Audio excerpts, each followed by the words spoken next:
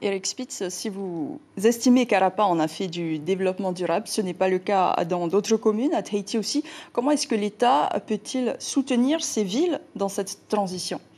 Alors, il y a un triple soutien, un soutien financier, un soutien juridique et un soutien technique. Mhm.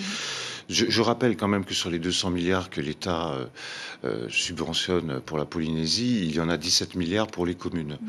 sous forme de dotation de fonctionnement. Un Polynésien, il a en moyenne 33 000 francs pacifiques de dotation globale de fonctionnement. Un métropolitain, 19 000. Donc l'État est particulièrement généreux.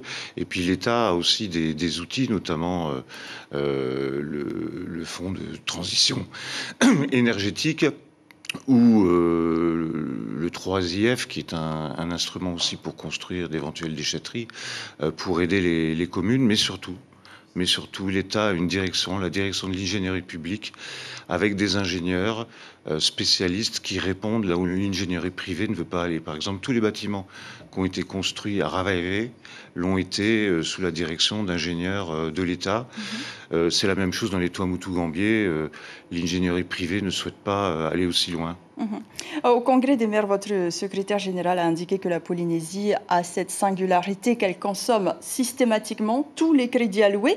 Est-ce que finalement on ne subventionne pas de mauvais projets ou en tout cas des projets qui ne répondent pas à l'urgence, puisqu'aujourd'hui la transition écologique semble encore compliquée? Les choses ont évolué en 2022. C'est vrai qu'en 2021, il a fallu faire plusieurs appels à projets de la dotation d'équipement des territoires ruraux pour dépenser, entre guillemets, tout l'argent. Mhm. Aujourd'hui, ce n'est plus le cas. En 2022, ce n'était plus le cas. Et pour les deux nouveaux fonds que nous avons créés, le fonds vert et le fonds de transition énergétique, ce n'est plus le cas non plus. Donc il y a une meilleure sélection. Il y a une meilleure sélection. Alors, nous avions 1 milliard pour le fonds Macron Mhm. en Nous avons eu 2 milliards, 2023. oui. Depuis le 15 septembre, nous connaissons les dossiers qui sont déposés. Il y en a plus d'une vingtaine. Et il y a 4 milliards d'euros de subventions qui sont demandées. Mhm. Donc là, on croule un peu sous les projets. Et là, pour le fonds Macron, quand est-ce que nous connaîtrons le nom des lauréats? On connaîtra le nom des lauréats à la mi-novembre.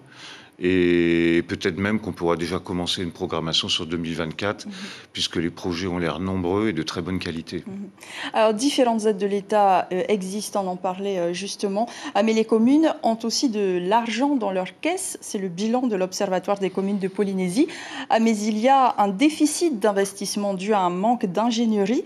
Est-ce que les maires n'auraient pas aussi et surtout besoin d'un accompagnement technique plutôt que financier? Oui, c'est ce que je vous disais, ils ont besoin d'un accompagnement technique.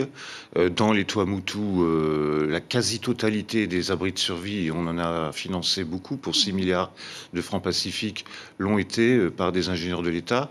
On était à Kaukura avec le ministre de l'Intérieur, on a inauguré une école qui est en même temps un abri de survie. C'est le Haut-Commissariat de la République qui a été l'assistant technique du Tavana pour la construction de cette école.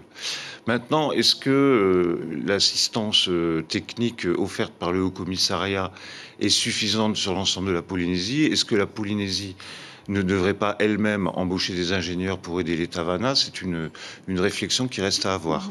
Aujourd'hui, vous avez assisté au congrès des maires. Oui. Quelles ont été les doléances des Tavanas sur place? Bah, écoutez, c'était plutôt des messages de satisfaction. Bien évidemment, ils souhaitent qu'on les accompagne dans les projets liés au développement durable. À Rapa et à Raivavé, il y a quand même de gros soucis, notamment à Raivavé, à cause de la montée des eaux. Les routes sont des fois submergées lorsque la marée est haute. Et donc, c'est plutôt sur ce type de projet que j'ai été interpellé. Merci beaucoup, Eric Mais je Spitz, vous en prie. d'avoir répondu à nos questions ce soir. Et demain, nous vous retrouverons en radio. Ce sera au tour d'Ibrahim Ahmed Aziz d'accueillir le haut-commissaire dans l'émission L'invité café.